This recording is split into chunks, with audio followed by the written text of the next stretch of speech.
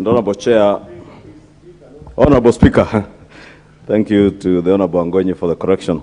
Honorable Speaker, I beg to rise to oppose this particular motion, Honorable Speaker. Honorable Speaker, the issue of public debt, and I understand what the Leader of Majority is saying, and I know where the Chair of the Budget and Appropriations Committee sits. But Honorable Speaker, the issue of public debt is not something that we ought to be justifying to ourselves, to appease ourselves, because it is a burden that we are laying on the shoulders of the Kenyan people. And that burden, Speaker, as much as I heard His Excellency the President the other day on Madaraka Day telling us that debt is simply us utilizing other people's money. But Honorable Speaker, as much as we are utilizing other people's money, it is not money that we are getting as a grant or as a gift from those other people. It is those other nations' taxpayers that are giving us money to invest in productive sectors of our economy, Honorable Speaker, and at the end of the day, use our taxpayers' money to repay. And therefore, as we lay more burdens to the Kenyan people, Honorable Speaker, as the people's representatives, I am obliged to object to the raising of this debt ceiling, Honorable Speaker. And it tells you the Cabinet Secretary in charge of the National Treasury today is a man who clearly has no understanding of what he is doing. The Honorable Kamket has just told you that initially they had brought us a percentage. And if you look at a percentage, they were giving a percentage as much as it was on NPV terms of our GDP at 55%. However much you try to cook GDP on NPV terms at 55%, we would still be below the 9 trillion debt that we have today, Honorable Speaker. Therefore, Honorable Speaker, this slight or huge variation to 10 trillion shillings will be a burden to the Kenyan people, Honorable Speaker. But more importantly, Honorable Speaker, it is outside what this House has approved in our medium-term debt strategy paper.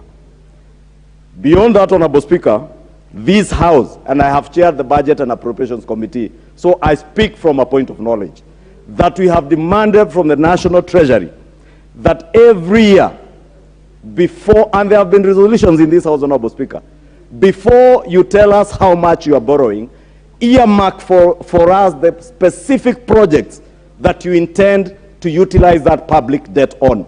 Today, Honorable Speaker, we are increasing our debt to 10 trillion shillings, and we cannot earmark projects where this money will go into. Even the appropriations bill we'll do today, we'll be discussing today, Honorable Speaker. If you look at the estimates that are there is nothing specific on what specific projects will be financed using public debt.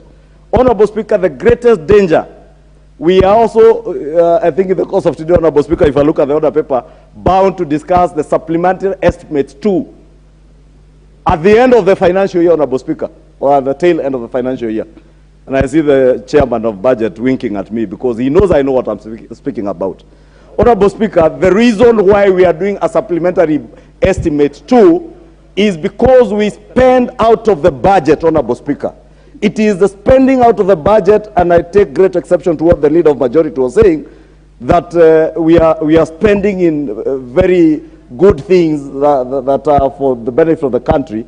Honorable Speaker, you beg to ask yourself, when you spend things that are out of the budget cycle, you will end up borrowing. And this is a government, this is a Cabinet Secretary in charge of the National Treasury who has a very high aptitude, because he cannot stand up to his president to tell his president that sprucing up public parks in a country where people are dying out of hunger is not a priority, Honorable Speaker. And budgeting is about priorities, Honorable Speaker. How much money have we spent sprucing up Uhuru Park?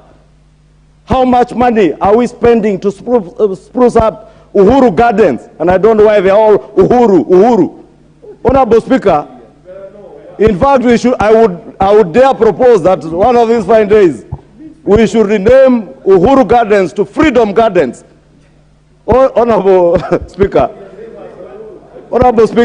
I am not saying this because I have anything against anybody, but I have a problem when we spend money in non-priority areas and more so spend public debt.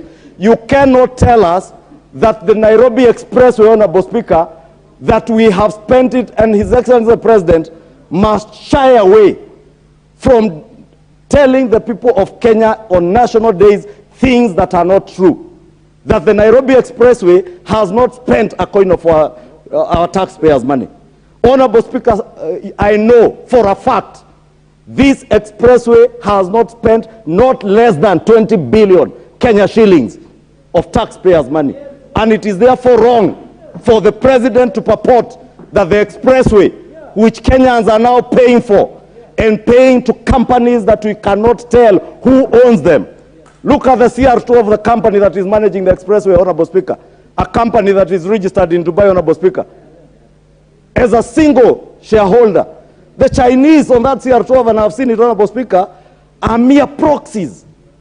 Honorable Speaker, these are issues that if we as a parliament are shy from discussing, Honorable Speaker, and we sit here today and approve a debt of 10 trillion shillings, we are killing Kenyans with a burden that they cannot bear. It is okay to borrow, and I have said this before. But a nation, and even ourselves, I heard the leader of majority saying that if you have the capacity to take up a mortgage of 5 million shillings and you're able to pay, well, go ahead. Mr. Speaker, today, this country is not able to repay its own debt. Our CFS, Honorable Speaker, those in the National Treasury will tell you, this January, they had to borrow from the domestic market to be able to finance our public debt, Honorable Speaker. And that is the danger that we are living in. But we are dealing with a regime and people who have no aptitude to think about the ordinary Kenyan who is suffering, Honorable Speaker. It is burdens that we are laying on the Kenyan people. How I wish we were more innovative in terms of being able to expand our tax base by simply expanding our bottom. And that is why I don't know why they get jittery when they talk about bottom up. Bottom up simply means that we will expand our tax base at the bottom of the pyramid, the economic pyramid, Speaker, so that we get more taxpayers into the tax net. Honorable Speaker, we must also reform our KRA. I do not know why today, Honorable Speaker, KRA, if you speak to DG Uhuru, he will tell you for the last 3 years, he has not been able to recruit new staff. Honorable Speaker, when we gave them money in 2019, I think 2019-2020 budget, the first supplementary after I left the seat of chair budget, that money was all removed. KRA today is an institution today that we must restructure and renew so that even part of the money they are collecting from taxpayers is done as a percentage of what they collect. We must recapitalize or rather empower KRA in terms of the amount of money that they get, and maybe probably give them something close to 5 or 7.5% of the revenues they collect, so that we encourage them to pay their staff better, be able to recruit more people, and be able to collect more money from taxpayers. There are very many people in this country who do not pay taxes, Honorable Speaker. But what we are confronted with today is a regime that is more intent on killing business, Honorable Speaker, than encouraging taxpayers. Today, Honorable Speaker, if you go to Naivasha, a thriving business that was being run by the lady called Tabitha Karanja, simply because Keroche Brewery is, Honorable Speaker, simply because and out of her political affiliation, Honorable Speaker, that factory today is closed down, rendering close to 3,000 people, taxpayers, jobless, Honorable Speaker. You go to Thika, Honorable Speaker, the factory that was run by Humphrey Kariuki, that employed close to 5,000 people, has been shut down. Honorable Speaker, I want to say as I conclude, because I see time is over, that we must empower KRA to collect more revenue. We must rebuild our economy from the bottom up, and I rise to vehemently, Mr. Speaker, oppose the increment or the variation of this public debt ceiling, because it will be a further burden to the Kenyan people, Honorable Speaker, and I beg to oppose. Honorable Wandai. Mr. Speaker,